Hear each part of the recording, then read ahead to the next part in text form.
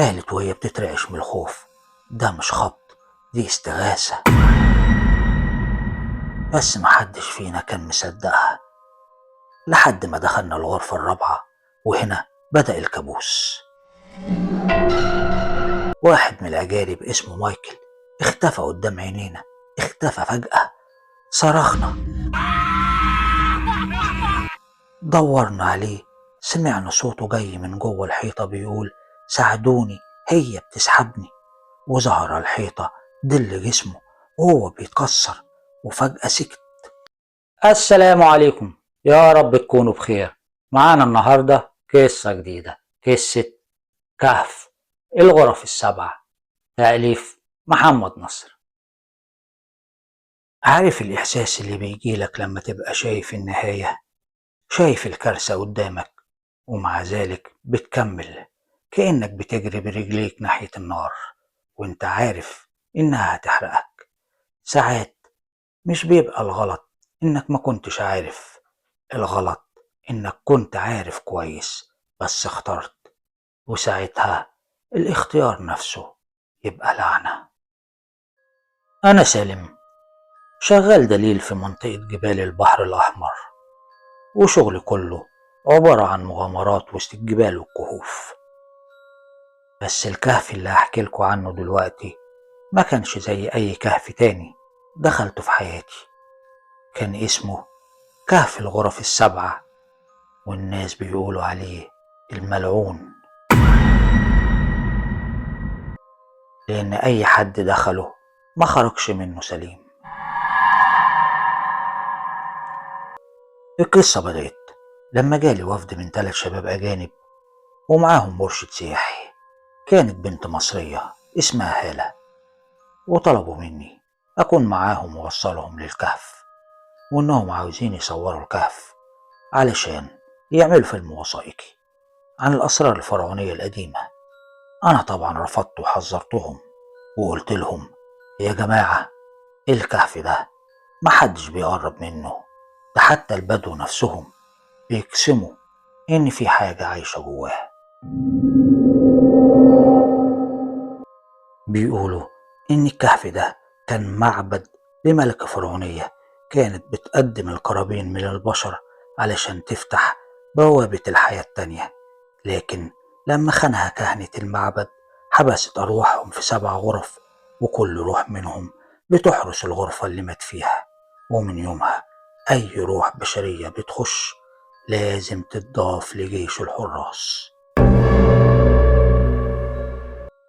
لكن كالعادة الفلوس غلبت الخوف، وافقت أروح معاهم. وصلنا الكهف وقت الغروب، والشمس كانت بتغيب والضوء بدأ يختفي. المدخل كان ضيق، يدوب يعدي فرد واحد، وبدأنا ندخل واحد ورا واحد. أول ما دخلنا الجو اتغير، برد غريب وريحة تراب قديمة. هالة كانت شايلة كشاف صغير وبدأت تقرا المكتوب على الحيطان، وقالت بصوت واطي: شايفين النقوش دي رموز فرعونية بتحذر من دخول الغرف السبع.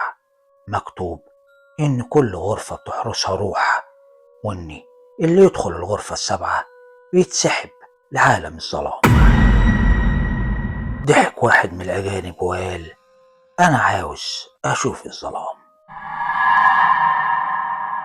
دخلنا أول غرفة، كان فيها تمثال نصه حجر والنص التاني عظم. التمثال وشه كان مشوه لكن كأنه بيتحرك، ولما قربنا منه سمعنا صوت وشوشة زي ما يكون حد بيتنفس في ودننا ويقول: ارجعوا ارجعوا.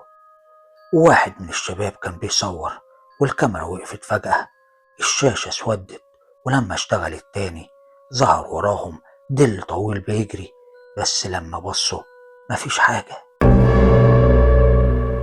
ووصلنا للغرفة التانية، كان فيها رسمة واحد فرعوني ماسك سكين وبيقطع في ايديه، والدم مرسوم كأنه سائل حقيقي. ولما وصلنا للغرفة التالتة سمعنا صوت خبطات قوية جوه الحيطة، زي ما يكون حد محبوس بيخبط من جوه. هالة قالت وهي بتترعش من الخوف: ده مش خبط، دي استغاثة. بس محدش فينا كان مصدقها لحد ما دخلنا الغرفة الرابعة، وهنا بدأ الكابوس. واحد من الأجانب اسمه مايكل اختفى قدام عينينا، اختفى فجأة. صرخنا، دورنا عليه، سمعنا صوته جاي من جوه الحيطة بيقول: ساعدوني، هي بتسحبني. وظهر على الحيطة ظل جسمه وهو بيتكسر، وفجأة سكت. من اللحظة دي عرفنا إننا محبوسين، الباب اللي دخلنا منه اختفى ومفيش طريق للرجوع، ولازم نكمل لباقي الغرف. ودخلنا الغرفة الخامسة، كان فيها شموع مطفية بتنور لوحدها كل ما نقرب. وعلى الأرض لقينا نقش مكتوب عليه: اللي يفتح الباب الخامس يعاد ميلاده في الظلام. وفجأة هالة بدأت تنزف من ايديها، الدم نزل على النقش والكهف كله اهتز. طلع من الأرض بخار أسود بيتشكل على هيئة وشوش بشر بتصرخ. جرينا كلنا لحد الغرفة السادسة، كانت مليانة مرايات، بس الغريب إن المراية ما كانتش بتعكس صورتنا، كانت بتعكس حاجة تانية واقفة ورانا. أنا شفت في المراية واحد عينه كانت سودة وبقه مفتوح كأنه بيصرخ من غير صوت. صرخت والمراية اتكسرت، وهالة كانت بتعيط وتقول: اللعنة اتحررت، اللعنة اتحررت. اللي دخل السادسة لازم يكمل للسبعة، اللي دخل السادسة لازم يكمل للسبعة. اضطرينا كلنا نكمل، كنا حاسين ان في حاجة بتوجهنا بالعافية، بتدفعنا بالعافية.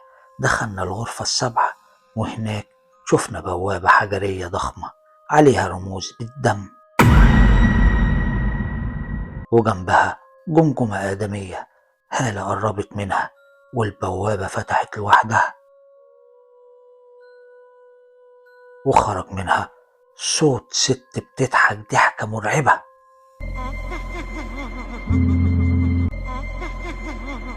النور اتطفى والدنيا اتقلبت ظلام. آخر حاجة فاكرها إيد باردة شدتني من رجلي، وصوت بيقول في وداني: انت دلوقت من حراس الغرف السبع.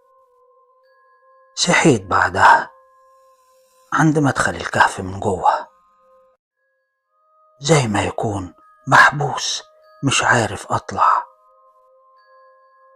ومن يومها كل ما حد يحاول يدخل الكهف بيسمع صوتي من جوه يقول: ارجع قبل ما الغرف تفتح تاني.